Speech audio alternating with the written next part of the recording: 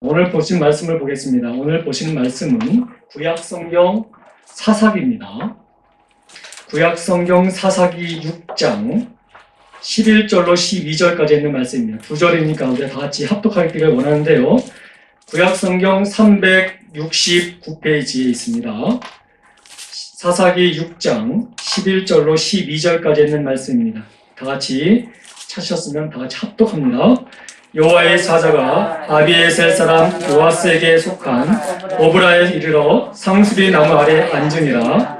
마침 요아스의 아들 기드온이 미디안 사람에게 알리지 아니하냐고 하여 이를 포도주 틀에서 타작하더니 여호와의 사자가 기드온에게 나타나 이르되 큰 용사여 여호와께서 너와 함께 계시도다. 아멘. 아멘. 잠시 기도하겠습니다. 아버지 하나님 감사합니다. 이제 말씀을 들으려고 합니다. 전하는 자나 듣는 자가 하나님의 말씀을 온전히 믿음으로 받게 하여 주옵시고 그 말씀에 힘을 얻어 하나님 승리하게 하여 주옵소서. 이 자리에 오직 하나님의 영광만이 가득하게 하여 주실 줄 믿사오며 우리 주 예수 그리스도 이름으로 간절히 기도드립니다. 아멘. 할렐루야. 이번도 평안하셨습니까? 지난주에 우리의 말씀 한번 잠깐 기억해 보실까요? 지난주에 제가 하나님의 때와 우리의 때가 다를 수 있다라고 말씀을 드렸습니다. 이 다름에 대해서 말씀을 드렸는데 오늘은 그 입으로 오늘 우리가 보시는 말씀은 내가 보는 나와 하나님이 보시는 내가 다를 수 있다는 것을 말씀으로 한번 나누고자 하는 것입니다. 여러분들 우리 안에 내가 보는 내가 있습니다. 그렇죠? 그런데 하나님이 나를 보시는 또 나가 있는데 이것이 서로 다를 수도 있다는 것이죠. 어떻게 보면 나는 평범한 그냥 나이지만 하나님이 보실 때의 나는 평범하지 않을 수 있음을 우리는 알 수가 있습니다. 내가 보는 나는 부족할 수 있습니다. 그러나 하나님이 보시는 나는 강한 용사일 수 있다는 것을 말씀을 드리고 싶은 거지요. 반대로 나는 굉장히 대단한 사람이야 라고 생각할 수도 있겠지만 하나님께 보실 때 나는 형편없고 연약한 인생이라고 볼 수도 있다는 것을 우리는 오늘 볼 수가 있습니다. 비록 내 자신뿐만 아니라 우리 교회도 마찬가지시죠. 요한계시록에 보면 소아시아 교회 7교회가 나옵니다. 그 중에 여러분 2장에 보면 서머나 교회가 나오는데요. 이 서머나 교회는 참 많은 고난과 환난을 겪었습니다. 그래서 스스로가 자기들은 초라한 교회라고 생각했습니다. 그리고 가난한 교회라고 여겼습니다. 근데 여러분 하나님께서 보시는 이 서머나 교회는 가난한 교회도 초라한 교회도 아니라 부요한 교회라고 말씀하신 것을 보게 됩니다. 또 3장에 보게 되면 라오디게아 교회가 등장하는데 사람들이 보기에는 이 교회는 라오디게아 교회는 굉장히 부족함이 없는 대단한 교회 또 큰 교회라고 사람들은 칭송합니다. 근데 하나님이 보시는 시선은 달랐음을 우리가 보게 되는데 헐벗고 굶주린 보잘것없는 교회라고 말씀하시는 것을 보게 됩니다. 여러분 이처럼 우리가 하나님이 보시는 것과 내가 보는 내 시선은 결코 다름을 우리는 볼 수가 있게 되는 것이죠. 뿐만 아니라 여러분 사무엘상 우리 16장을 보게 되면 다윗의 아버지 이새가 아들을 불러 모아서 거기 선지자 사무엘이 그 왕을 세우려고 하는 그때에 자기 아이들을 다 소개하는 장면들이 나옵니다. 그때 마지막으로 그 다윗을 불러다가 그 사무엘에게 다윗을 소개하는데 어떻게 소개하냐면 이렇게 소개합니다. 다윗을 보고 막내라고 소개합니다. 여러분들 이 막내라는 이 단어 핫가톤이란 단어인데 이 단어는 순서상 막내라는 뜻도 있지만 가장 보잘것없는 가장 등급이 떨어지는 그런 자다라는 것을 표현할 때 쓰는 단어이기도 합니다. 다시 말씀드리면 아버지조차도 이 다윗은 형편없는 아들이었음을 소개하고 있다는 것입니다. 근데 여러분 아버지가 그 아들을 그렇게 볼 수밖에 없는 상황이 있다 할지라도 우리 하나님이 보시는 다윗은 달랐다라는 것입니다. 그 다름의 시선을 우리에게 보여주는 말씀이 사도행전 13장 22절 말씀인데요. 우리 함께 한번 보겠습니까? 하나님이 다윗을 어떻게 보셨는지 한번 보겠습니다. 대하시고 다윗을 왕으로 세우시고 증언하여 이르시되 내가 이새의 아들 다윗을 만나니 내 마음에 맞는 사람이라 내 뜻을 다 이루리라 하시더니 아버지 이새가 보는 다윗과 하나님이 보시는 다윗은 달랐음을 보게 됩니다. 아버지가 보는 아들, 여러분 아들이 아무리 못나도 부모에게는 그 자식이 굉장히 귀한 것 아니겠습니까? 그럼에도 불구하고 다윗을 얼마나 형편없이 보았는지 우리는 알 수 있는데 그럼에도 불구하고 하나님은 그 다윗을 언제나 마음에 합한 자라고 우리에게 말씀하고 있습니다. 왜 그렇게 말씀하셨을까요? 다윗의 마음에는 하나님이 기뻐하신 것이 가득해 있었기 때문이었고 또 그 기쁨을 이루기 위하여 열심히 노력했음을 보게 됩니다. 그래서 여러분 하나님께서는 다윗을 내 마음에 합한 사람이다 라고 말씀하시면서 내 뜻을 다 그를 통해서 이룰 것이다 라고 말씀하십니다. 그 결과가 어떻게 됐습니까? 하나님이 심으신 다윗 안에 심으신 다윗을 여러분 놀랍게 하나님께 쓰신 것을 보게 되지 않습니까? 지금도 여러분 왕 중의 왕이라고 세상 사람들 모두에게 묻는다면 여러분 당연히 다윗이 손꼽힐 것입니다. 그만큼 하나님께서는 다윗을 통해서 하나님의 뜻을 세우신 것을 보게 됩니다. 그 밖에도 여러분 내가 생각하는 나는 사울일 수 있습니다. 근데 하나님께서는 나를 바울로 세울 수 있는 분이십니다. 나는 내가 생각하기에는 단지 나에게 주신 어떤 자그마한 달란트로 인해서 그 일을 감당할 수 있는 시몬으로 생각할 수 있겠지만 어부로서의 시몬으로 생각할 수 있겠지만 하나님은 그러한 자를 베드로 삼으실 수 있는 분이심을 우리에게 보여주고 있지 않습니까? 또 나는 늘 상한 갈대라고 여길 수 있습니다. 그렇게 바라보기도 합니다. 그러나 우리 주님은 그런 상한 갈대를 뭐라고 말씀하시냐면 반석이다라고 말씀하실 수 있는 분이십니다. 내가 보는 나는 야곱같이 속이고 틈나면 남의 것을 빼앗으려 하는 사람으로 내가 스스로가 인정할 수밖에 없는 생이었지만 그러한 야곱을 하나님은 이스라엘로 만드시는 분이셨습니다. 내가 보는 나는 아브람, 다시 말씀드리면 대를 이을 수 있는 아들 하나만 주시면 그것에 만족할 수 있는 사람이었던 반면에 우리 주님은 그를 믿음의 조상 아브라함으로 만드시는 그런 놀라운 역사를 이루신 것을 보게 됩니다. 내 안에 내가 바로는 나가 아니라 내 안에 나조차 알 수 없는 하나님이 심으신 내가 있다는 것입니다. 그래서 여러분 내가 생각하는 나와 하나님이 바라보시는 나는 다를 수 있다는 것을 말씀을 드리는 것이지요. 사랑하는 성도 여러분, 여러분들은 어떤 나가 되기를 원하십니까? 내가 생각하고 내가 바라는 내가 되기를 원하십니까? 아니면 내 안에 하나님이 심으신 내가 되길 간절히 소망하십니까? 당연히 다 하나님이 심으신 내가 되길 소망합니다라고 말씀하실 것입니다. 그러나 여러분 문제는 그것을 우리가 고백하면서도 그것을 바라면서도 계속해서 육체적인 삶을 살다가 내가 원하는 내가 되려고 자꾸 노력할 때가 많이 있다는 것입니다. 그로 인해서 그 안에 갖추어지고 그 안에 묶여서 살아가는 인생들이 참 많이 있습니다. 그러면서 우리가 무엇을 생각을 하냐면 내가 원하는 내가 잘 되지 않기 때문에 나는 시험이 오게 되면 그 시험에 넘어져도 괜찮다라고 생각하는 사람들이 있습니다. 내가 생각하는 나는 화가 나면 화를 내도 괜찮다라고 생각하는 사람들이 있습니다. 스스로가 그렇게 위로한다는 것이지요. 또 절망의 상황에 처하게 되면 절망해도 괜찮다라고 생각하는 사람들이 있다는 것입니다. 또 예배를 가볍게 여겨도 괜찮고 기도를 안 해도 괜찮다라고 생각하는 사람들이 있습니다. 내가 바라보는 나는 그렇게 생각할 수 있다는 것이에요. 입으로는 하나님이 원하시는 내가 되길 원합니다라고 말하지만 현실에 보여주는 내 모습을 볼 때 나는 이래도 괜찮다라고 스스로가 아니한 모습으로 살아갈 때가 많이 있다는 것입니다. 왜 그렇게 생각할까요?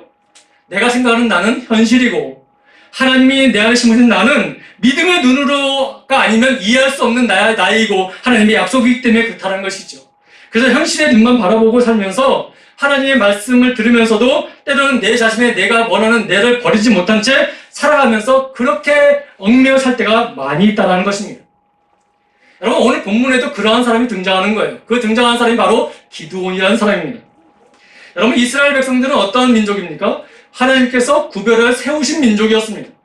근데 여러분 이 이스라엘의 이 모습은 결코 하나님이 원하시는 모습은 아니었습니다. 오늘 기드온도 마찬가지였습니다. 여러분 기드온은 자신이 얼마나 초라한 인생인지를 스스로 고백하는 인생이었습니다. 오늘 읽지는 않았지만 15절에 보게 되면 자신을 어떻게 표현하고 있는지를 우리에게 보여주고 있는데 자기는 약하고 지극히 약한 자라고 그것을 보여주고 있습니다. 고백하고 있습니다. 근데 그러한 자를 하나님은 뭐라고 부르시냐면 큰 용사요 라고 부르고 계십니다. 여러분 사실 우리 기드온이 하나님이 너는 큰 용사다라고 부르실 때 전혀 자기의 현실을 바라보면 그 말은 나에게 이해가 안 되고 어울리지 않는 말이라는 것을 그는 스스로가 생각하고 있었습니다. 아니 내가 큰 용사라고요? 저는 그렇지 않습니다라고 스스로 반문하는 모습도 우리에게 보여주고 있습니다. 그럼에도 불구하고 너는 작은 자고 약한 자가 아니라 너는 큰 용사라고 말씀하고 있음을 보게 됩니다. 여기서 여러분 큰 용사라는 이 말은 다시 우리 영어 성경에 보게 되면 mighty warrior라는 단어로 쓰고 있는데 이것은 강한 전사, 강력한 전사라는 뜻으로 되어 있습니다. 여러분, 지금 11절 말씀에 보게 되면 기드온은 절대로 강한 전사, 용사가 아님을 우리에게 보여주고 있습니다.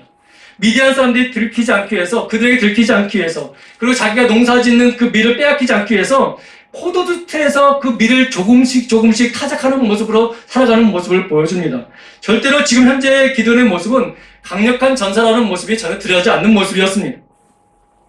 그럼에도 불구하고 하나님은 그를 강한 용사라고 말씀하고 있는 것입니다. 그렇다면 여러분, 기드온이 어떻게 강한 용사가 될 수 있었을까? 오늘 우리 이 본문을 통해서 우리가 살펴볼 수 있는 내용이라고 말씀드릴 수가 있습니다. 사실 여러분, 우리의 육신의 눈으로 계속 우리의 삶을 살펴보고 내 자신을 살펴보고 그렇게 되게 되면 우리는 자꾸 눈치를 보게 됩니다. 세상의 눈치를 보게 되고 상급자의 눈치를 보게 되고, 그러면서 우리는 날마다 초라한 모습이라는 것을 스스로가 자각하면서 나는 연약하다, 나는 나약하다라고 스스로 자평하면서 사는 우리의 모습을 참 많이 보게 됩니다. 아마 일주일 동안 살면서 여러분들도 각자 서 있는 자리에서 그런 것들도 느낄 수 있는 부분들도 많이 있었을 것입니다. 근데 여러분, 그러한 과정 속에서 하나님은 우리에게 이렇게 말씀하십니다. 너는 큰 용사라고 말하고 있습니다. 저와 여러분들도 오늘 누가 우리를 어떻게 보든지 간에 진정한 평가는 내가 평가하는 것과 세상이 평가하는 것이 아니라 하나님이 어떻게 평가하신지를 보고 그 보시는 그것에 달려있다는 것을 여러분들 믿으시기 바랍니다. 세상은 우리가 초라하다고 말합니다. 세상은 너희는 아무리 뭐라 해도 연약하다고 말합니다. 그리고 내 스스로가 나를 봐도 너무도 연약하고 너무도 부족한 것이라는 것을 느끼게 됩니다. 그러나 여러분, 그 평가가 온전한 평가가 아니라는 것이에요. 하나님은 그렇게 평가하는 우리에게 이렇게 말씀하십니다. 너는 큰 용사라고. 그러면서 뭐라고 말씀하십니까? 내가 너와 함께 한다라고 말씀하고 있습니다. 여러분, 오늘 결론을 먼저 말씀을 드리면, 기드온은 나중에 기드온이 되는 그 모습 속에서 자기가 생각했던 기도의 모습이 아니라 하나님이 만드신, 하나님이 그 안에 심으신 기도의 모습으로 되어졌다는 것을 우리에게 말씀하고 있습니다. 여러분, 지난주에 야곱이 자기 뜻대로 많이 샀다고 말씀드렸지 않았습니까? 그럼에도 불구하고 하나님의 섭리 가운데 그는 이스라엘이 됐음을 우리가 알 수 있지 않습니까? 지금 자기 자신을 보는 기드온의 모습은 너무도 초라한 모습이었습니다. 어찌 보면 우리가 우리 자신을 보게 되면 너무 초라하지 않습니까? 근데 하나님께서는 오늘 말씀하신 대로 그 하나님을 믿고 나아가고 그 말씀대로 의지하고 나가면 하나님은 우리에게 뭐라고 말씀하시냐면 너는 큰 용사라고 말씀하고 있다는 것이지요. 여러분, 우리는 우리를 너무나 얇게 보는 그 나약한 그 시선을 버려내야 됩니다. 그리고 하나님께서 지금 내게 심으신 나가 되기를 바라면서 오늘 이 시간 하나님을 바라보는 은혜가 있기를 소망합니다. 여러분, 우리 기드온이 하나님께 부름받을 때 그 시대적 배경을 잠깐만 살펴보겠습니다. 왜 이것을 살펴봐야 되냐면 중요한 의미가 있기 때문에 그렇습니다. 여러분, 사사기는 우리가 다 알고 있듯이 영적으로 굉장히 암울한 시기라는 것을 우리가 잘 알고 계실 것입니다. 기드온이 있었던 그때에도 영적으로 굉장히 암울한 시기였음을 우리에게 보여주고 있는데, 오늘은 읽지 않았지만 사사기 6장 1절 말씀에 보면 그 부분에 대해서 우리에게 간접적으로 보여주는 말씀이 있습니다. 우리 1절 말씀을 같이 한번 읽어볼까요? 함께 읽습니다. 이스라엘 자손이 또 여호와의 목전에 악을 행하였으므로 여호와께서 7년 동안 그들을 미디안의 손에 넘겨주시니. 여러분, 여기서 자세히 한번 보시기 바랍니다. 이스라엘 자손이 여호와의 목전에서 악을 행했다라는 거 말씀하셨지만, 여러분, 그렇게 말씀하셨으면 이것은 한 번일 것입니다. 근데 가운데 뭐가 있습니까? 또라는 단어가 있습니다. 그렇다면 여러분, 계속해서 그 죄악을 반복했다는 거 아니겠습니까? 반복적으로 하나님 앞에서 계속 동일한 악을 행했다는 것을 우리에게 지금 보여주고 있습니다. 우리는 여러분, 세상을 살다 보면 나를 힘들게 하고 시험에 빠지게 만들고 비틀거리게 만드는 문제들이 있는 것을 우리가 느낄 수 있지 않습니까? 근데 여러분, 가만히 그 문제들을 살펴보면 동일한 같은 종류의 문제였다는 것을 여러분, 우리가 발견할 수 있습니다. 무슨 말입니까? 내가 지금 유독 약한 단계가 있는데 그 단계가 오면 꼭 그 단계 때문에 무너지는 때가 많이 있다는 것입니다.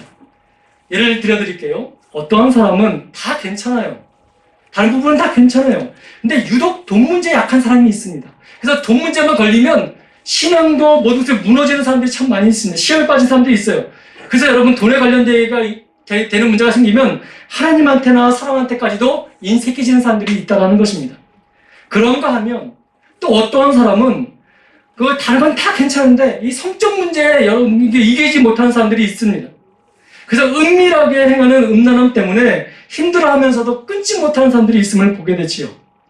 또 어떤 사람들은요, 다른 것은 다 괜찮은데 유독 자기 자신이 너무도 강하다 보니까 다른 사람들을 힘들게 하고 또 힘들게 하다 보니까 그 사람을 통해서 또 상처를 받아서 무너지는 사람들을 또 보게 됩니다. 그 외에도 많은 다른 분들은 다 괜찮은데 유독 약한 부분 때문에 같은 문제가 닥치면 또 넘어지는 사람들을 많이 보게 됩니다. 여기서 그 문제가 닥쳐서 피해서 단대 갔으면 그 허니문 기간 동안은 또 괜찮아요. 그러다가 또 그 문제가 분명히 또 올 것입니다. 그럼 그 문제 때문에 또 넘어집니다. 그럼 또 피하게 되죠. 그러다가 여러분 뜨내기가 되는 것이지요. 여러분, 지금 사사시대가 바로 그런 시대인 것입니다. 그러면서도 자기가 얼마나 약하고 부족한 것을 깨닫지 못합니다. 자기는 정당하다고 말합니다. 자기는 정의롭다고 말합니다. 근데 여러분, 항상 그 부분 앞에 무너지는 것을 우리는 볼 수가 있다는 것이죠. 지금 이스라엘이 그랬다라는 거예요. 그랬다라는 거예요. 또 뭐라고 말합니까? 여호와 앞에서 목전에서 악을 행했다. 이 말은 그런 거예요. 이들은 잘한다는 거예요. 스스로 잘한다는 거예요. 근데 꼭 어떤 부분에 되면 하나님 앞에 죄를 범하는 모습을 보여주고 있다는 것이죠. 그래서 여러분, 사사시대를 우리가 다른 말로 표현하면 뭐라고 말합니까? 자기의 소견에 옳은 대로 행하는 시대라고 말하고 있지 않습니까? 자기 생각대로 하는 거예요. 자기 생각대로. 자기가 판단대로 하는 것입니다. 하나님은 압니다. 하나님을 모른다고 말씀하지 않습니다. 하나님을 안다고 말합니다. 하나님을 예배한다고 말합니다. 또 예배도 합니다. 그런데 문제는 무엇입니까? 하나님이 무엇을 기뻐하신지에 전혀 관심이 없다는 거예요. 그런 시대가 바로 사사시대라는 것이죠. 근데 이 사사시대를 감해보면 오늘날 우리가 살아가는 시대가 너무도 가능하다는 것을 우리는 부인할 수가 없게 됩니다. 오직 모든 관심사는 자기 자신이 무엇을 원하는가, 그 무엇을 얻기 위해서 우리가 어떻게 살아가야 되는가, 이거에 초점이 맞춰있는 시대가 바로 사사시대인데 오늘날 우리 시대가 결코 그것이 아닌 시대라고 말할 수가 없는 시대가 되었다는 것을 말합니다. 그렇게 되면서 어떤 일이 벌어지게 됩니까? 기도가 무너지는 거예요. 그리고 순종이 무너지는 겁니다. 그리고 온전한 예배가 무너지는 시대가 된 것입니다. 그때가 사사시대였어요. 오늘날 보십시오. 얼마나 예배가 무너졌습니까? 얼마나 순종이 무너졌습니까? 얼마나 기도가 무너졌습니까? 우리 스스로가 다 느끼고 있는 거 아니겠습니까? 그렇다면 여러분, 지금 이 시대는 지금 기드온이 있었던 그 시대, 사사시대라고 우리가 분명히 말씀드릴 수가 있게 되는 것이지요. 사랑하는 성도 여러분, 영적이어야 할 사람이 영적이지 못하면 내 안에 있는 죄를 이길 힘이 없는 거예요.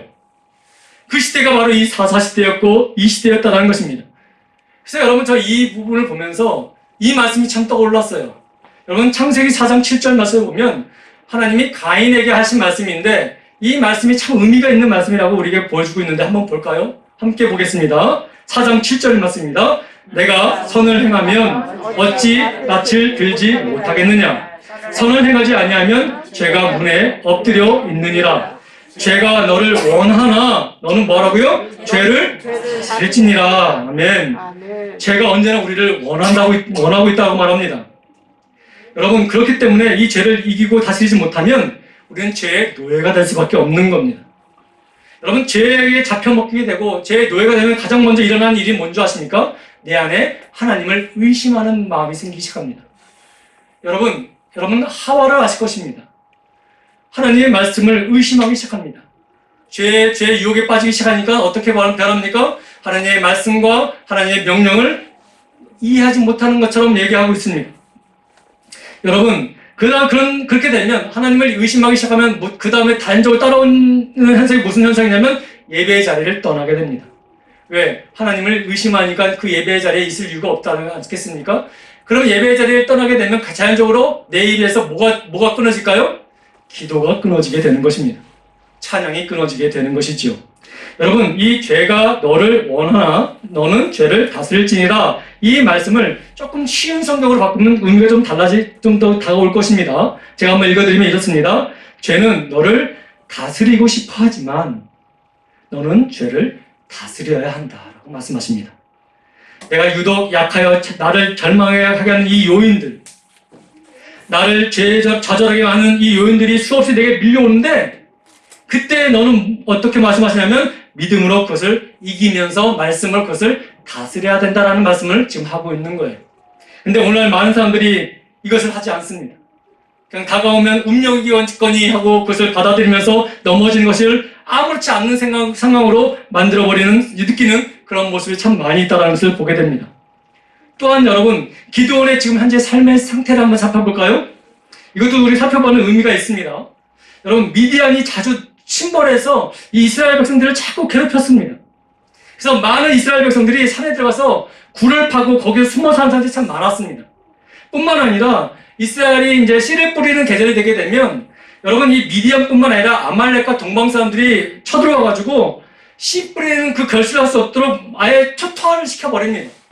그래서 먹을 것이 전혀 없고 완전히 초토화되는 삶을 살게 됩니다. 그것이 이스라엘 백성들의 그런 모습이었습니다. 그래서 여러분, 모든 것을 다 잃어버리고 아무것도 희망이 없을 그때에 6절 중반절부터 어떤 말씀을 하시냐면 이렇게 말합니다. 참 의미 있는 말씀이에요. 뭐라고 얘기하냐면 이에 이스라엘 자손이 여호와께 부르짖었다라고 말하고 있습니다.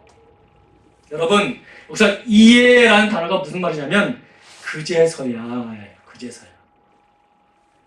여러분, 그제서야 내가 조그만 어떤 그래도 어렵고 힘들어도 조그만해도 뭐라도 있으면 그것 때문에 아직 하나님께 돌아오지 않는다는 거예요. 예를 하나 드릴게요. 여러분, 탕자를 아실 것입니다. 탕자가 아버지의 그 재산을 가지고 다 탕자를 하지 않습니까?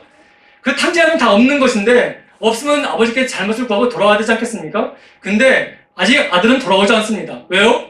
돼지가 먹는 뒤없는 먹을 수 있는 그 초라한 음식이 남아있기 때문에 아직 안 돌아오는 거예요. 근데 여러분, 그것마저도 이제 끊기는 난 후에 그제서야 아버지 집이 기억남으로 그가 돌아오는 것을 보지 않습니까? 사람은 그런 거예요. 아무리 어려워도 아무리 힘들어도 내가 의지하고 내가 기댈 만한 어떤 조그만 것이라도 있다면, 초라한 것이라도 있다면 하나님을 찾지 않습니다. 이스라엘이 지금 그런 모습이었어요. 우리도 그런 모습이라는 것이죠. 근데 그때 여러분, 이에 이스라엘 자손이 여호와께 부르짖었다, 이 말은 뭐냐니까 그것조차도 이제 없어진 그때에 그제서야 마지막으로 뭘 했다는 거예요? 여호와께 부르짖었다라고 말씀하고 있는 것입니다. 여러분, 근데 여러분, 이 부르짖음에 하나님은 거부하지 않으셨고 하나님은 그 기도를 들으셨다라고 말씀하십니다. 그리고 여러분, 한 사람을 그 이스라엘 백성에게 보내셨는데 그 한 사람은 바로 선지자였음을 우리에게 말씀하고 있습니다. 8절 말씀에 그것이 우리에게 나와 있습니다. 근데 여러분, 지금 이스라엘 백성들이 가장 힘들어서 지금 구하고 있지 않습니까? 그렇다면 여러분, 우리가 생각하기에는 우리가 부족한 그것을 갑자기 다 채워줘야 되고 또 우리를 괴롭히는 미디안이나 아말렉이나 그런 사람들 빨리 물쳐줘야 되는 것이 응답이라고 생각하지 않겠습니까? 근데 하나님은 한 선지자를 보냈는데 그 선지자에게 그렇게 행하는 일을 허락하지 아니하시고 뭘 하셨냐면 그 선지자를 보내신 다음에 이 선지자는 뭘 했냐면 이것을 생각했습니다. 너희 조상을 인도하신 하나님이 누구이신지 아느냐? 하나님을 다시 한번 생각하게 만드는 것입니다. 그리고 너희가 왜 이렇게 당했는지를 너희가 알지 못하느냐라고 말씀하고 있습니다. 그것이 지금 오늘 읽은 본문 앞전에 다 기록되어져 있는 말씀이에요. 여러분, 우리가 생각하기에는 빨리 물리쳐주고 우리 부족함을 채워주는 것이 응답인 줄 알았는데 하나님은 그렇게 하지 않으시고 너희를 이끄시는 하나님이 누구이신지, 그리고 네가 왜 여기 이렇게 고난을 당하는지 그 이유를 설명해주고 있다는 것입니다. 근데 여러분, 이것조차 어떤 때 하셨다고 말씀하신 것이신가요? 여러분, 그들이 하나님을 부르짖을 때였다는 것이에요. 여러분, 이것을 보면 우리가 부르짖어야 하나님의 은혜를 다시 한번 우리가 경험할 수 있다는 것을 우리에게 보여주고 있습니다. 가정이 힘드십니까? 그 가정은 부르짖어야 합니다. 교회가 힘듭니까? 교회는 부르짖어야 합니다. 나라가 힘들다고 말합니까? 나라는 부르짖어야 합니다. 누구에게? 하나님께요. 그리고 그 하나님께서 응답하시면, 무엇이든지 응답하시면 응답하는 그 순간 해결책이 나오게 되는 것입니다. 그래서 여러분, 그것을 다 지적하신 후에 하나님의 사자가 기드온을 찾아오신 거예요. 그리고 여러분, 그 기드온에게 말씀하십니다. 너는 큰 용사라고. 근데 여러분, 기드온은 큰 용사가 아니에요, 사실. 지금 그 기드온은 농사꾼이에요. 밀을 수확하는 그런 농사꾼이었다는 것입니다. 어떻게 할 수 있어요? 포도주 틀에서 밀을 수확해서 타작하는 것을 보면 우리가 알 수 있지 않습니까? 평범하고 초라한 농사꾼이었어요. 그 모습에는 강함이라는 것은 전혀 볼 수 없고, 그 강건함이라는 것도 볼 수 없는 연약한 인생이었음을 우리에게 보여주고 있습니다. 근데 여러분, 여호와 하나님께서 그 이스라엘 백성들에게 말씀하시고 또 말씀하신 가운데 한 사람을 세우셨는데, 연약한 자를 세우셨는데 그 사람을 뭐라고 얘기하시냐면 큰 용사라고 말씀하십니다. 그 이유가 무엇입니까? 네가 강해서 용사라고 말씀하시는 것이 아니라고 말씀하십니다. 그 이유는 무엇이냐면 내가 너와 함께 한다라고 말씀하십니다. 너와 함께 하기 때문에 너는 큰 용사라고 말씀하십니다. 오늘 본문 말씀을 다시 한번 보시기 바랍니다. 12절 말씀입니다. 여호와의 사자가 기드온에게 나타나 이르시되 큰 용사여 여호와께서 뭐 한다고요? 너와 함께 계시도다. 기드온이 큰 용사가 될 수 있었던 이유가 바로 이것이었습니다. 그가 싸움에 능한 것도 아니고 어떤 남들보다 많은 것을 가지고 있는 것도 아니고 남들보다 많은 사람이 따르는 것도 아니라 하나님께서 너와 함께 하시기 때문에 너는 큰 용사라고 말씀하고 있는 것입니다. 내가 보는 나는 초라했는데 하나님이 보시는 나는 큰 용사라고 말씀하고 계시다는 것이죠. 근데 내가 큰 용사가 될 수 있는 그 공식이 뭐예요? 바로 하나님이 나와 함께 하신다는 것이었습니다. 이것이 영적 승리의 공식입니다. 여러분, 기드온뿐만이 아닙니다. 우리가 잘 알고 있는 다윗도 아시죠? 다윗도 연약하고 부족한 인생이었습니다. 자기 아버지조차도 자기를 인정하지 않는 아들이었지 않습니까? 근데 여러분, 승리의 공식 다윗에게 딱 적용되니까 그거 어떻게 된 줄 아십니까? 여러분, 사무엘하 5장 10절 말씀 한번 보겠습니다. 함께 보겠습니다. 만군의 하나님 여호와께서 함께 계시니 어떻게 된다고요? 다윗이 점점 강성하여 가더라. 큰 용사가 되더라. 그 말이 오늘은 강성하여 가더라라는 말로 바뀝니다. 또 이 말이 어떻게 또 바뀌냐면 형통하다라는 말로 바뀌게 됩니다. 여러분, 요셉을 아실 것입니다. 어느 날 요셉이 꿈을 꿉니다. 근데 그 꿈에는 하나님의 구원의 섭리가 담겨있는 꿈이었습니다. 그 꿈의 의미를 처음엔 잘 몰랐다가 이 요셉이 그 꿈을 아주 품고 또 그 말씀대로 그 품고 살아간 이 요셉에게 그 말씀의 의미를 깨닫는 순간 이제는 나는 대강 살면 안 되겠다는 마음을 가지게 됩니다. 절망하면 안 된다는 생각을 가지고 깨닫게 된 삶을 살게 됩니다. 그런 과정 속에 종으로 팔렸지만 또 주인 아내의 그 유혹을 당했지만 그가 어떤 마음으로 그 말씀을 붙잡고 살아왔는지를 우리에게 보여주는 간접적인 말씀이 있는데 창세기 39장 9절 말씀에 보면 이런 말씀을 하고 있습니다. 내가 어찌 이 큰 악을 행하여 하나님께 죄를 지으리까? 그 말은 무슨 말입니까? 충분히 이 유혹에 넘어가도 어떻게 보면 뒤로는 충분히 좀 편하게 살 수 있는 그 조건이 되지 않겠습니까? 왜냐하면 자기를 유혹하는 사람이 권력자 아니겠습니까? 근데도 불구하고 하나님의 구원의 섭리와 하나님의 말씀대로 하나님이 내게 숨겨놓은 그 내 모습을 바라보니까 나는 결코 이 죄를 범치 않겠다라고 말하는 이 요셉을 보게 됩니다. 여러분, 요셉은 최악의 환경에 있었습니다. 감옥에서 여러분 2년을 살았고 종으로서 11년을 살았지만 최악의 환경에 있었지만 근데 여러분 그 요셉은 하나님의 은혜 가운데 형통의 삶을 살았다고 우리에게 보여주고 있습니다. 창세기 39장에 보면 요셉이 형통했다라는 말이 3번 반복되어 나옵니다. 여러분, 우리가 생각하는 형통은 무엇입니까?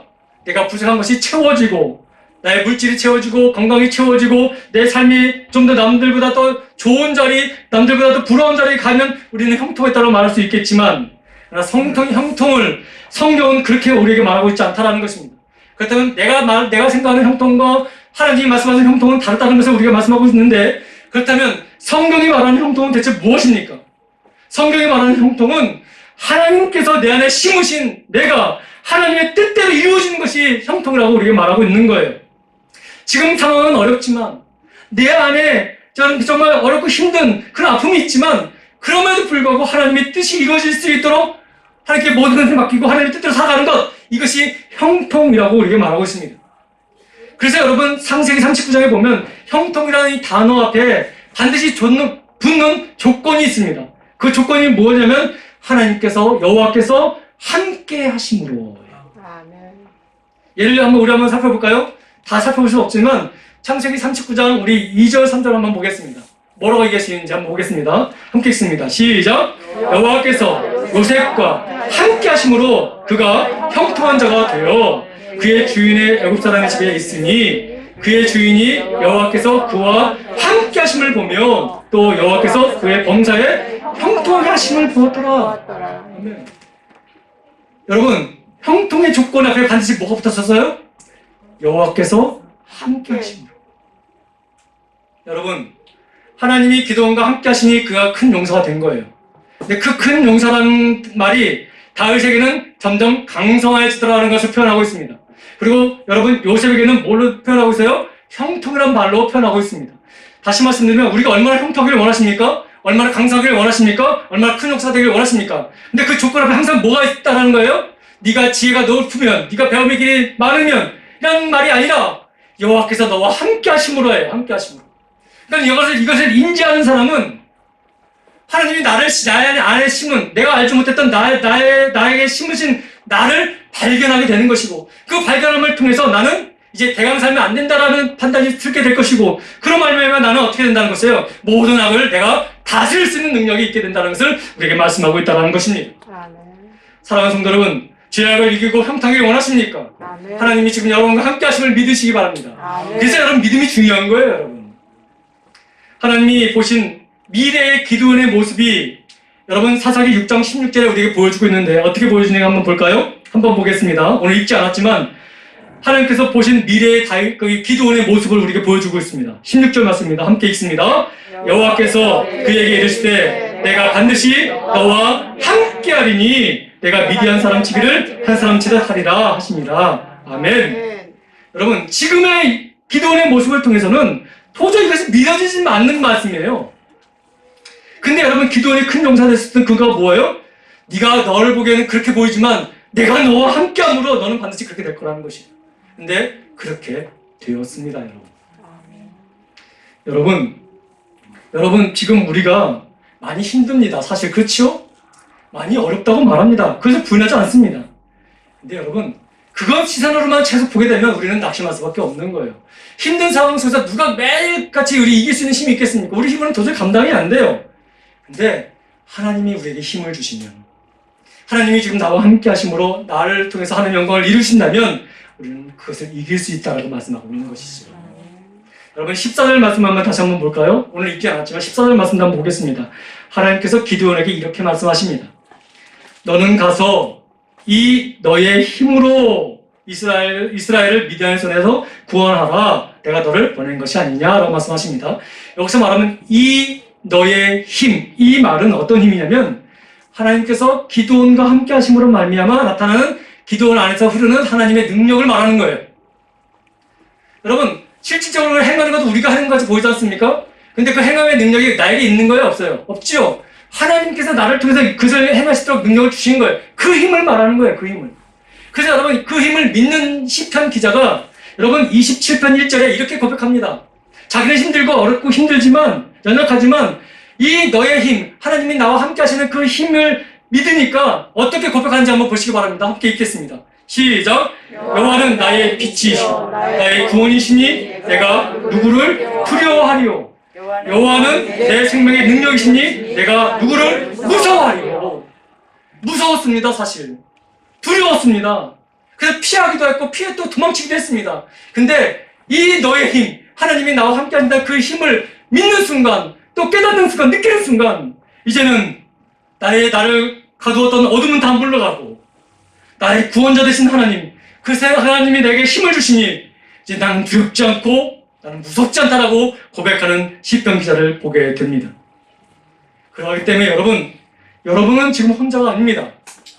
힘들고 어렵지만 그런 감동 속에 있지만 하나님이 지금 여러분과 함께 하십니다. 그 힘을 믿으십시오. 여러분. 믿음이 중요한 것입니다. 내가 능력이 있는 것이 아니라 내가 재주가 있어서 그런 것이 아니라 내가 경험이 있고 지식이 많아서 그런 것이 아니라 내 안에 함께 하시는 하나님, 내 안에 하나님이 뜻 가운데 심으신 내가 그 하나님을 바라보고 나갈 때에 그 하나님의 힘이 나를 통해서 역사하는 그 힘으로 내가 이길 수 있다라고 우리에게 말씀하고 있는 것이죠. 지금 힘듭니다, 사실. 그래서 그 힘듦 때문에 내가 내 순간순간 무기력하다는 것을 느낄 때가 많이 있습니다. 무기력하니 어떤 마음이 들겠습니까? 염려가 있고 두려움이 있고 걱정이 있지 않겠습니까? 그것이 계속 나를 누르게 되면 우리는 포기하고 싶을 때가 참 많이 있을 것입니다. 그때 여러분 기억하십시오. 하나님이 나와 함께 하신다는 것을. 그리고 그 하나님이 지금도 우리에게 말씀하신다는 것을. 뭐라고요? 너는 큰 용서라고. 일어서라고 말씀하신다는 것입니다. 하나님께서는 단지 우리를 위로만 하시는 분이 아니라 우리를 승리케 하시는 하나님이심을 여러분 믿으시기 바랍니다. 승리하기 위해서 뭐가 필요합니까? 능력이 필요한 거 아니겠습니까? 하나님 그 능력을 우리에게 주신다고 말씀하십니다. 여러분 기도원을 큰 용사로 부르신 하나님은 오늘도 저와 여러분을 그렇게 부르십니다. 비록 현재 우리의 모습이 가난하고 무기력하고 큰일 날 수 없는 것처럼 보이지만, 마치 포도주 틀에서 밀을 타작하는 기도한 모습 같이 보이지만, 하나님과 함께만 하고 있다면, 그 하나님이 나를 지켜주고 계신다면, 그 하나님이 내 안에 하나님의 뜻 가운데 내가 하지 못한 나를 또 심으셨다면, 나는 반드시 일어날 것이다. 나는 반드시 승리할 것이다는 그런 믿음의 고백으로 나아가는 저와 여러분들 되길 소망합니다. 하나님은 반드시 믿는 모든 자에게 하나님이 계획하신 성님의 나를 또 심으셨습니다. 그러기 때문에 여러분 환경에 누리지 마십시오. 상황에 주저하지 마십시오. 여러분, 우리가 하나님이 심으신 내가 되기 위해서 가장 걸림돌이 된 장애물이 뭔지 아십니까? 바로 내 생각인 거예요. 나는 늦었어. 나는 은퇴했기 때문에 나는 할 수 있는 능력이 없어. 나는 늙었어. 나는 안 돼. 나는 불가능해. 나는 틀렸어. 이런 내 생각이 하나님이 내 안에 심으신 나를 못 보게 만드는 그 견고한 진들이라는 것입니다. 그래서 여러분, 오늘 이 시간 이후부터 여러분의 안에 있는 부정적인 생각, 하나님이 심으신 나를 바라보지 못하게 만드는 모든 견고한 진들을 다 부서뜨리는 은혜가 있기를 소망합니다. 구하십시오, 여러분. 하나님은 우리의 예배만 받으시는 분이 아니십니다. 그리고 우리를 위로만 하시는 분이 아니십니다. 우리를 살리시고 우리를 일으키시고 우리를 완성하시는 분이 바로 하나님이십니다. 그렇기 때문에 여러분, 하나님만 바라보고 나가십시오. 하나님은 지금도 여러분과 함께 하십니다. 하나님은 지금 현재 나의 상황을 잘 알고 계십니다. 나의 처지도 알고 계십니다. 나의 형편도 알고 계십니다. 우리의 모습을 보면 내가 악시원이다라는 모습을 보인다 할지라도 하나님은 너는 그렇지 않다라고 우리에게 지금도 말씀하십니다. 여러분, 하나님의 뜻대로 다 될 줄 여러분 믿으십니까? 그러면 여러분 안에 있는 하나님 심으신 여러분도 그렇게 될 줄 믿습니다. 여러분, 이제 말씀을 마치려고 하는데요. 말씀을 마치기 전에 제가 이 말씀을 쭉 제가 준비하면서 갑자기 이 찬양이 CCM 곡이 제가 생각이 났어요. 주를 찬양이라는 찬양인데요. 그 찬양은 최덕신 씨가 지으신 찬양인데, 여러분들은 그 주를 찬양이라는 단어보다는 세상 유혹 시험이라는 가사로 여러분들 더 잘 알고 계실 것인데, 그 찬양의 가사를 보면 참 많은 의미가 있습니다. 그 중에서 여러분 3절 말씀이 참 자기가 많이 와닿는데요. 1절부터 3절까지 있지만 1, 2절을 제가 뭐 다 하기는 어렵고 3절 말씀을 한번 띄워주실래요? 이 3절 말씀을 우리 3절 우리 가사를 우리 같이 함께 한번 읽어보도록 하겠습니다. 함께 읽습니다. 주위를 둘러보면 아무것도 없는 믿음의 눈을 들어보면 보이는 분 계시네. 지금도 내 안에서 역사하고 계시는 사망과 어둠의 권세 물리치신 예수님. 주를 찬양, 손을 들고 찬양. 전쟁은 나에게 속한 것이 아니니. 주를 찬양, 손을 들고 찬양. 전쟁은 하나님께 속한 것이니. 여러분, 곡을 붙여서 한번 불러볼까요? 주위를 둘러보면 아무도 없는 듯 믿음의 눈을 들면 보이는 분 계시네. 지금도 내 안에서 역사하고 계시는 사망과 어둠의 권세 물리치신 예수님. 주를 찬양, 손을 들고 찬양. 전쟁은 나에게 속한 것 아니니. 주를 찬양, 손을 들고 찬양. 전쟁은 하나님께 속한 것이니. 아멘. 아멘. 사랑하는 성도 여러분, 주위를 보면 나 혼자밖에 없는 것 같이 느낄 때가 많아서 세상 사람들과 사탄은 자꾸 그렇게 우리를 느끼게 만듭니다. 그래서 나 스스로가 그것을 벗어나지 못하도록 내 안에 내 시선을 한번 보게 만듭니다. 그래서 좌절하고 낙마하게 하죠. 근데 하나님은 눈을 들어보라고 말씀하십니다. 내가 너와 함께 한다고 말씀하십니다. 아멘. 그리고 전쟁은 너의 삶에 있는 모든 전쟁은 너에 속한 것이 아니라 나에게 속했다고 말하고 계심을 여러분은 분명히 아실 것입니다. 질병을 고통당하는 그 전쟁 속에 있는 자들, 삶의 무게 속에 힘겨워 전쟁 속에 사는 자들, 그 전쟁은 우리에게 속한 것이 아니라 하나님께 속했다고 우리에게 말씀하고 있습니다. 그러면서 우리에게 말씀하십니다. 너는 큰 용서라고, 너는 이렇게 끝난 인생이 아니라고 우리에게 말씀하고 계십니다. 그렇게 말씀하시는 그 말씀을 기도원이 받고 믿음으로 순종하는 삶을 살았습니다. 그러니 어떤 일이 벌어졌습니까? 하나님의 그 말씀이, 하나님의 그 약속이, 하나님의 그 계획하심이, 하나님의 그 섭리가 그 삶에 실제로 드러나게 되었다는 것입니다. 아멘. 그렇다면 여러분, 그 은혜와 그 말씀과 그 생명이 우리에게도 드러나기 원한다면 아멘. 우리도 그 말씀을 믿고 순종하고 나가면 되는 것입니다. 아멘. 주를 보면 아무것도 없는 것이 보이지만 그러나 지금 역사하신 하나님, 나와 함께 하시면서 나에게 늘 말씀하신 하나님, 내가 널 큰 용사로, 너를 좀 더 강성하게, 너를 형통하게 만들 것이라는 하나님의 말씀을 여러분 끝까지 믿음으로 나아가시기 소망합니다. 아멘. 그리하면 여러분, 그 하나님의 말씀이 우리의 믿음을 통해서 드러나게 될 것이고, 하나님을 신뢰하는 그 신뢰함을 통해서 하나님 그것을 이루실 것이며, 하나님은 우리가 그 말씀의 순종으로 말미암아 하나님의 뜻을 우리에게 펼쳐지게 하실 것입니다. 아멘.